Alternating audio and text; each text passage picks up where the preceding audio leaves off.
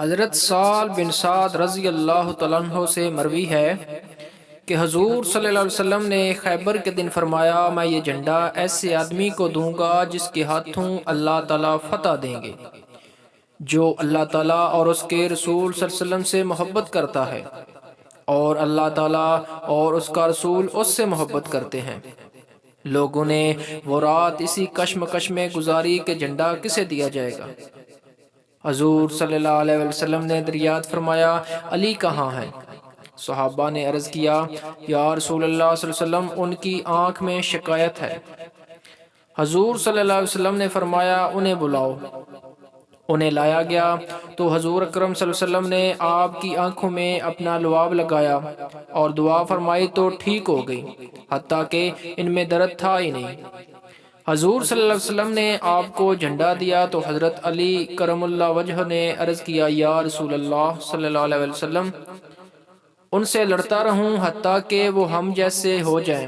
فرمایا، تم ایستگی سے چلتے رہو حتیٰ کہ ان کے مقابلے میں پہنچو تو انہیں اسلام کی دعوت دو، اور اسلام میں ان پر اللہ تعالیٰ کے حقوق لازم ہیں، ان کو خبر دو۔ بس اللہ کی قسم، اگر اللہ تعالیٰ نے تمہارے ذریعے ایک آدمی کو ہدایت دے دی تو یہ تیرے لیے سرخ اونٹوں سے بہتر ہے۔ حضرت سلمہ بن عقو رضی اللہ تعالیٰ عنہ سے مروی ہے کہ حضور اکرم صلی اللہ علیہ وسلم نے حضرت ابو بکر صدیق رضی اللہ تعالیٰ عنہ کو اپنا جھنڈا دے کر خیبر کے قلعوں کی طرف قتال کے لیے بھیجا۔ آپ لوٹ آئے اور فتح نہ ہوئی، حالانکہ آپ نے بہت کوشش کی۔ پھر اس سے اگلے دن حضرت عمر فاروق رضی اللہ تعالیٰ عنہ کو بھیجا، انہوں نے لڑائی کی اور لوٹ آئے مگر فتح نہ ہوئی، حالانکہ آپ نے پوری کوشش کی۔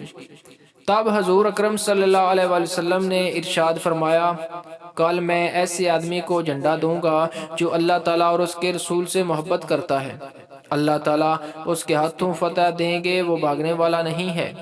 پھر حضور صلی اللہ علیہ وسلم نے حضرت علی کرم اللہ وجہ کو بلایا تو ان کی آنکھ میں تکلیف تھی، تو آپ صلی اللہ علیہ وسلم نے ان کی آنکھوں میں لعاب ڈالا، پھر فرمایا، یہ جھنڈا لے کر جاؤ حتیٰ کہ اللہ تعالیٰ تمہارے ہاتھوں فتح دے گے۔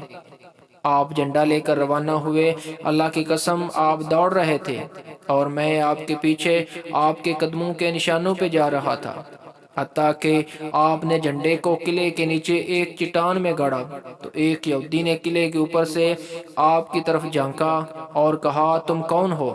فرمایا، علی بن ابی طالب ہوں۔ یہودی نے کہا، تم غالب ہو گئے، قسم ہے اس کی جو حضرت موسیٰ علیہ السلام پر نازل ہوئی، یا جو اس نے کہا۔ پھر حضرت علی کرم اللہ وجہ نہ لوٹے حتیٰ کہ اللہ تعالیٰ نے آپ کے ہاتھوں فتح دے دی۔